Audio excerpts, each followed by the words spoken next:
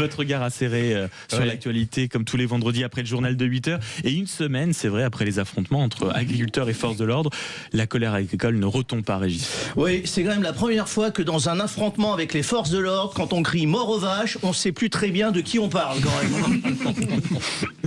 Et le protocole sanitaire est pourtant présenté comme indispensable. Ouais, alors moi je suis ni scientifique ni vegan, je mange encore du bœuf sans demander sa carte vitale, mais bon, la vache est malade, on la soigne pas, on la supprime. Même Brigitte Macron n'a pas osé un truc pareil. Là. Qu'est-ce qu'on fait des sales vaches? On les fout dehors.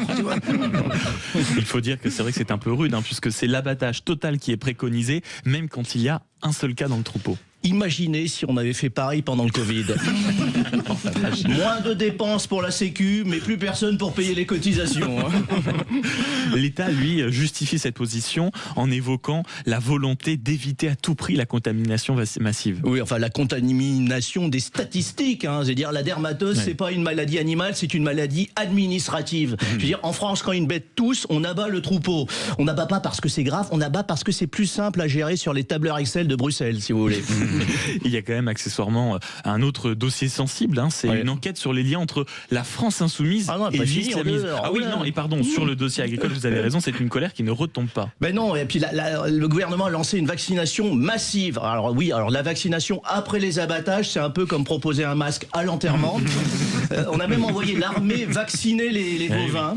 C'est le plan Vigie qui la vache. France, monsieur. Voilà, le Vigie qui vache. Même certains vétos sont sceptiques. On n'est pas à l'abri d'avoir un Didier Raoult des Charolaises bientôt. Et effectivement, la colère ne retombe pas, Maxime, vous avez raison. Résultat, le bovin meurt debout, l'éleveur coule à genoux et Bruxelles nous met à quatre pattes. C'est pas une politique sanitaire, c'est une politique de l'abattoir. Et autre dossier sensible, puisque j'avais pris de l'avance, c'est une enquête sur les liens entre la France insoumise et l'islamisme. Verdict ? Tout va bien, frère.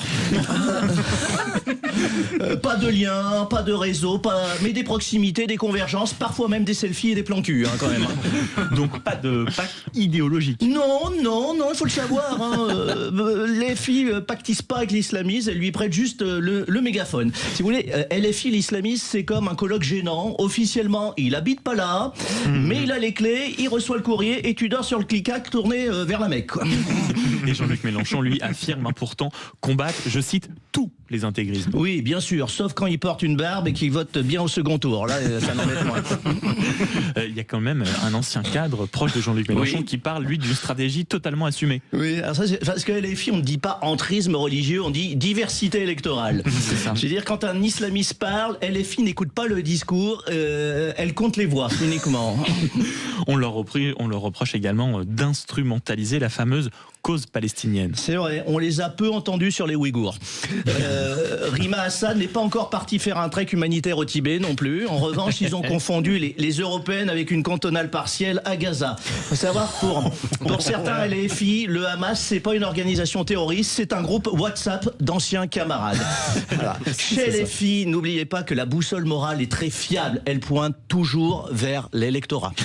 Merci beaucoup, Régis Maillot, qu'on retrouve donc tous les vendredis après le journal de 8h, donc pour son regard acéré sur l'actualité, mais on vous retrouve également au théâtre, naturellement. Exactement. Et partout en France. Oui, au théâtre, à Paris, au théâtre des Deux Ânes. On fait la dernière des Nouveaux Ridicules, c'est de l'année, évidemment, c'est le 27 décembre, et on prolonge. Les prolongations. On prolonge, parce que maintenant qu'on est sur le DAB.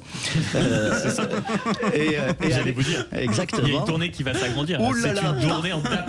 En DAB+, partout en France, et 49.3 nuances de rire avec toute la troupe des Deux Ânes pendant les fêtes. On vient vous distraire, on a bien besoin de rire en ce moment. Ça c'est sûr, donc vous retrouvez Régis Maillot à la radio et sur scène. Merci beaucoup mon cher Régis. Dans un instant, figurez-vous qu'il a de l'humour aussi, notre invité, en tout cas il est réputé pour ça. C'est Jean-Philippe Tanguy, le député RN de la Somme, qui est le monsieur économie du RN, et avec vous au standard 0826 300 300, on reviendra sur les dernières déclarations de la porte-parole du gouvernement, Maud Bréjon, qui dit que le gouvernement à partir de maintenant ne tolérera plus de nouveaux blocages.